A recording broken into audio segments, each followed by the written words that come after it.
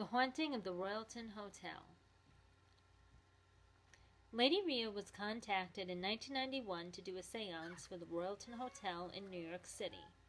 They had had complaints about an aggressive spirit haunting the hotel, and the staff were curious if she could make contact with the spirit. Rhea agreed to look into the matter and enlisted her two close friends, Tony and Raven, to help her. On the assigned date, Rhea, Raven, and Tony arrived at the Royalton Hotel to conduct the seance. They were led to a small hotel room on the second floor. Rhea and Raven worked the Ouija board while Tony recorded the responses. 9 staff members joined them for the seance, making a total of 12 people in the room. At first, they had sporadic contact with several energies. The spirit of a little boy came through the board, asking if anyone had seen his mother. After the young boy left, heavy footsteps could be heard walking outside the door in the hallway. Then they felt the presence of a male spirit enter the room. Rhea got the impression that he was a finely dressed, tall man with dark hair. He had a gruff voice and a tough guy attitude. "What is your name?" asked Rhea. "William Rose," he spelt out on the board. One of the hotel staff jumped up. "As in Billy Rose?" The pointer circled the word "yes" rapidly.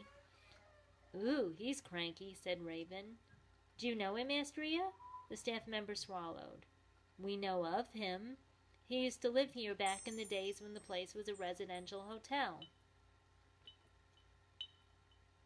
Rhea turned back to the board. "Are you the ghost haunting this floor?" The spirit moved the pointer to "yes" again. Now that the spirit had fully established his presence, he started calling out staff members in the room and asking them questions. "Where's Red?" he asked. Red was the nickname for a manager who was supposed to be on call that night but had called out of work. "Why do you want to know?" asked Rhea. William responded back smartly. "I wanted to talk to him." The room fell silent. Next, William indicated a female worker that was in the room and said, "I've seen you taking a nap in room 307. The woman's eyes went wide. "Well, I'll never lay down in there again," she said. "Okay, I have some questions for you now. Would you be willing to answer them for me?" asked Rhea. William said that he would. "Why do you push people in the hall?" asked Rhea. William smirked. "'Cause they're stepping on my newspaper. Next question." "Why aren't you moving on to the light? Are you stuck? Do you need help?" William answered solemnly, "I'm waiting for Edie." It was around 1 in the morning by this point, so Rhea wrapped up the seance. On the way home, Rhea, Raven, and Tony were questioning what had happened that night. Raven was driving, Rhea was up front in the passenger seat, and Tony was in the back. They were driving by the side of a cliff on Wendover Road when all three were overwhelmed by the scent of roses, and the car went into a 360-degree spin. "Stop it, Raven!" screamed Rhea, thinking Raven had spun the wheel too hard on the turn. "It's not me!" shouted Raven. Just as quickly as it started, the car stopped. The scent of roses disappeared. There were no roses growing along the highway. It was a clear night. The roads were clean, there wasn't any ice or rain, and they hadn't driven over an oil spill.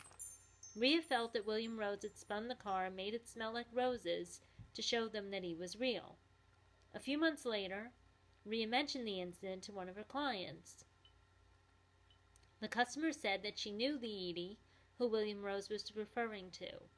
Edie was elderly and had recently moved into a nursing home. William was waiting for her to pass on so that they could move on into the light together. Hi everybody! Thanks for watching the video. If you like what you see, please click subscribe if you want to see more of them. Also, you can follow me on Facebook or Twitter. Twitter is @TaraTeresaHill, and Facebook would be facebook.com/TaraTeresaHill. That's where I post my weekly ghost post and also other things about ghosts and hauntings I find on the internet that I think you might like. When you go to ghostpost.co, that's the official website for the Ghost Post. We have our official mascot, Spook. We now have these awesome t-shirts and really cool mugs available at our Cafe Press if you want to check that out. You know what they say, you always have time for a good ghost story and a good cup of coffee or tea, whichever you prefer. Thanks again for watching and have a great day.